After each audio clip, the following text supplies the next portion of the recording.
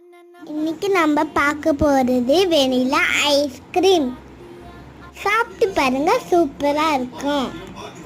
1/2 litre பால் நல்லா காய்ச்சிக்கணும். ஒரு கப்பில்